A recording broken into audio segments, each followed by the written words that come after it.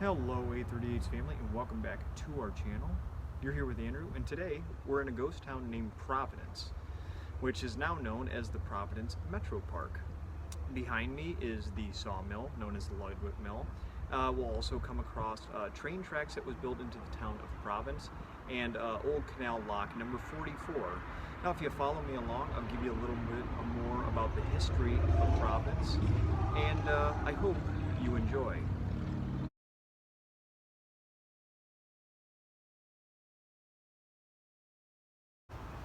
Here's the plaque to the Leadwick Mill.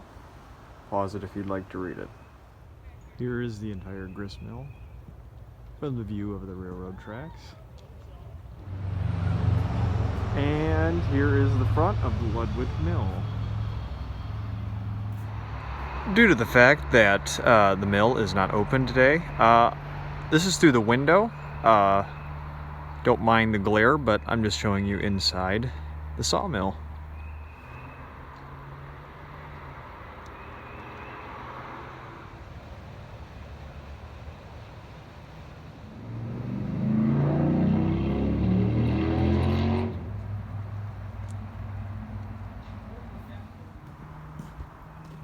It's like where we would hold the timber that's ready to be cut.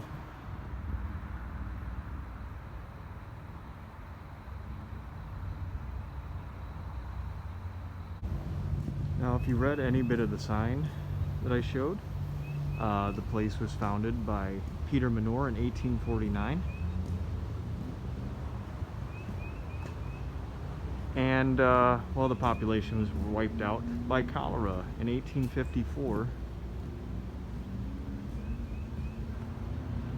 But the Metropark systems here in Ohio deemed this worthy enough to upkeep and uphold, and we get the pleasure of enjoying it today. So I hope you do.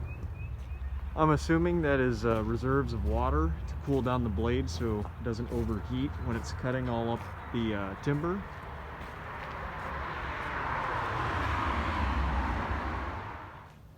And I'm not sure what that is. It looks like a you turn the wheel up top and it raises something that would come in on the river.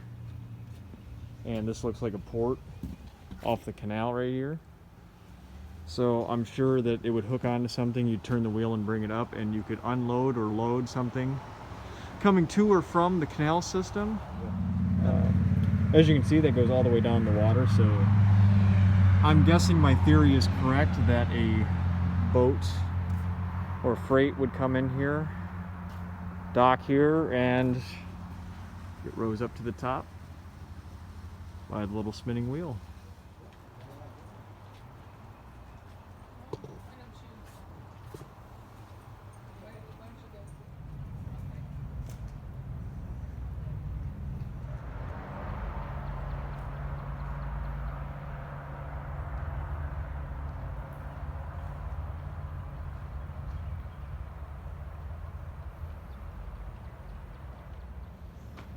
We are underneath the big railroad bridge.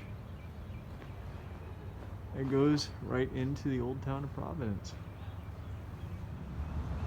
Here's a little plaque that tells you about water power, and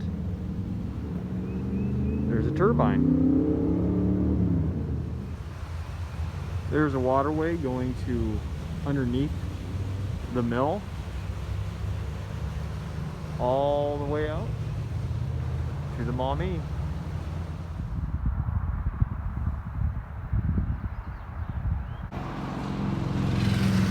There is Miami and Erie Canal lock number 44, and gives you some mileage to some other towns here in Ohio. And here is the canal itself. There's my shadow, handsome shadow, and all the way down.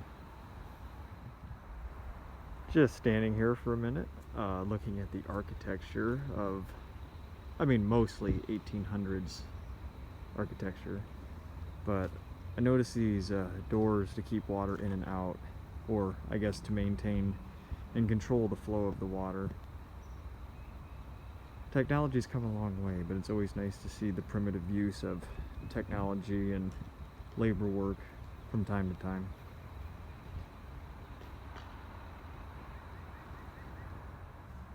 I found this sign, so the boat would come in through what we just saw. They'd close the gate and the wickets would control the water level. And that would help you get access to the undercarriage of the boat to get stuff from it or to put stuff on it. So there you have it.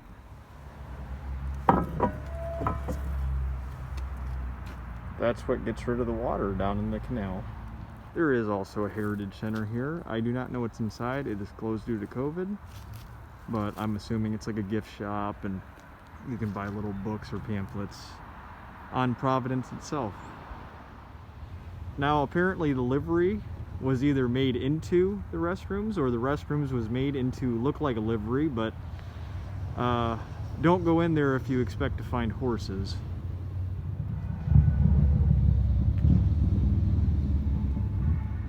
Now you're probably wondering why the sign says yield for mules. Well, when in season and they're doing demonstrations, this pathway here is for the mules pulling the tour boat down the way, which is actually historically accurate because the mules would pull boats down the waterway here. And then as you can see, there's hitching post for the mules. And that's exactly what they do. They would lead a pack of mules pulling a boat down the canal system.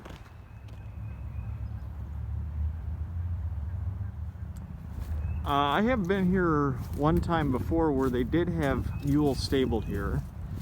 It doesn't look like they're ready to do their demonstrations of pulling boats down the canal lock, but this is their stable, their home for the season once they become ready and willing to work.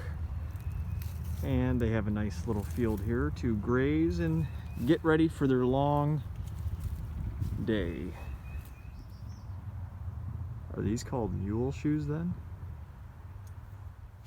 Apparently we have some names: Molly, Sally, Kate, and Jackie. And I don't know if this is a place of interest, but there happens to be some old farm equipment lying out in the woods here.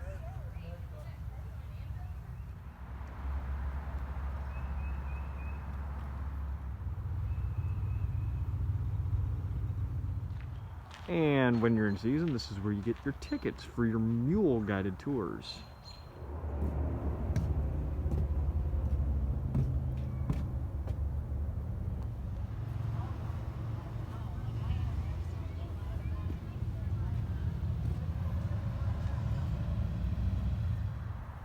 And without further ado, our favorite thing on any A38 adventure is the Ohio Historical Marker, the beautiful brown and gold sign. Here's telling you about the Miami and Erie Canal. Pause it if you'd like to read it.